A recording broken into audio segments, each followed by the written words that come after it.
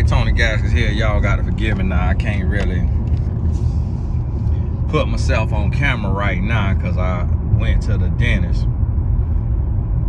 and so had one side of my face numb. But if you thought this was just a relationship channel, now you know this a life coaching channel. This a channel of the 3 B's: brains, brand, and body. This is a channel where we grow holistically. This is not a pandering channel where we just make catchy titles to play on desperate women who want them a man, and every video is about 3 ways to get this from a man, 7 ways to get that from a man. This is a channel about growth. So if you thought this was just relationship content and that I was a slave to the algorithm, you had it wrong. Now, I was just sitting here thinking, and as I'm driving home, because I passed by a mall, and so passing by that mall, it spurred this here video. Because I was like, man, I ought to swing that mall and just walk around, man, and just do me a little shopping. Just grab me a couple things. And, you know, let my wife see me spending a little money. Because, you know, most wives love to see when the husband loosen up that wallet. Not every wife now. There is such a thing as a frugal woman. When you see her, you might see a unicorn right beside her. But there is such a thing as a frugal woman now. Now, a frugal wife. Now, it's frugal women who are not married because they budgeting, you know, based on their salary. But once a woman get married now, a lot of that frugalness go out the window. But we do still have some unicorns out there. And my wife is not frugal. She will be frugal if she gotta be frugal. She will budget if she gotta budget. She'll go without when she gotta go without. She'll give up what she gotta give up. But if it's money to be spent, she gonna make sure everything that's needed is had. And so it ain't nothing wrong with that. But this is what I want to tell you. Just in case we getting ready to go through something, be okay having money. It's a fine line now. It's a balance. It ain't a fine line. It's a balance between having an abundant mindset and having a scarcity mindset. But what you want to shift from is you want to shift from a scarcity mindset to a content mindset. There is a difference. So what I mean is, if you have money, if you have $10 to spend on toilet tissue, and Scott's toilet tissue is $1 or $2, and Charmin toilet tissue is $3 to $4, and the flushable wipes is $5 or $6, and your budget is $10 for this next pack of tissue.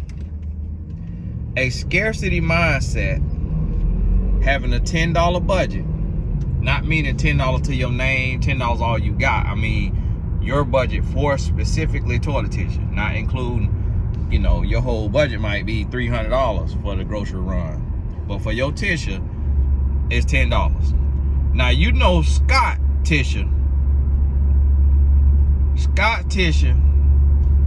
your fingers finna bust through it. You finna have a handful of whatever you wiping. You finna have a handful of it with that Scott's tissue, because your hand busting right through that Scott's tissue. So a scarcity mindset would get that Scotch tissue for that low price. I don't know what it costs. I'm just throwing numbers out there so y'all don't be telling Scotch tissue is $5, $6. Listen, it's just an example now. Now that Charmin tissue, it's gonna be 2-3 ply. It's gonna be thick. But now it might chafe you. Whatever you wiping might get chafe, cause it's so thick. Now, them flushable wipes, the flushable ones now, they're gonna disintegrate. They're not gonna clog up your pipe. They're gonna disintegrate. That might clean you, refresh you, cool you, chill you, you know, and wipe you, and your finger don't bust through it. Scotch tissue would be scarcity mindset. Charmin tissue would be content mindset. Flushable wipes would be abundant mindset. You got to find a balance. You got to find a balance. And that's the issue that we have, is we don't strike a balance. Because when you have a scarcity mindset, you will actually go down. You will get poorer if you have a scarcity mindset, because you shrink the capacity of your brain. When you have an abundant mindset, you will actually get richer, because you stretch your mind. You say, I'm gonna get the most expensive tissue because I can afford it, and so I'm gonna get it, and then I'm gonna think of a way that I could close this next sale, or that I could keep this job, or that I could get this raise or this promotion so I could continue to afford it. When you have a content mindset, you're going to manage what you have. You're going to maintain what you have. You won't lose what you have, but you may not gain more. You could gain more, because it's like the tortoise and the hare. Content mindset, you the tortoise, and so you could gain more. It just take time. You on a marathon, not a sprint. The scarcity mindset, you're gonna start to go backwards. When you settle, you start to sink, or you start to drift backwards. When you settle, you got to keep moving forward. So I want you to think about that. Be okay having money, because some of us are so accustomed to being broke and living tight. Some of us so accustomed to being on a wing and a prayer. We so accustomed to always having to cry out to God for finances. Always, and that has become our relationship. It's some people, your relationship with God is begging. Like my grandma used to say, give me is what got you here. Give me is what got you here. Begging. Give me this, give me that, give me this, give me that. She used to say, give me what got you here. That's how we is with God. Lord, give me, Lord, if you will just do it one more time. Lord, if you will bless me one more time, Lord, to pay this here mortgage, pay this here rent. Lord, I will not go back to the store buying clothes and shoes I don't need. If you will make a way one more time, God will drop it from the heavens for you for the umpteenth time, and then you go right back to shopping when you ain't supposed to be shopping. Somebody was telling me about somebody, they was like, yeah, such and such been broke and struggling all this time. Got a check, a bonus check. They go out buying designer. They went out and bought designer clothes, meaning, you know, luxury, expensive clothes. I say, wow. I say, well, that lets you know that they still haven't learned their lesson from being broke and struggling. they ain't learned their lesson. So that means God ain't finna deliver them no time soon. They're gonna keep living paycheck to paycheck. And see, that also can be a scarcity mindset. A lot of people don't understand that too now. Scarcity mindset isn't just not spending. Scarcity mindset also is spending till you zeroed out. Scarcity mindset is, if you got $1,000, you looking for something to spend it on.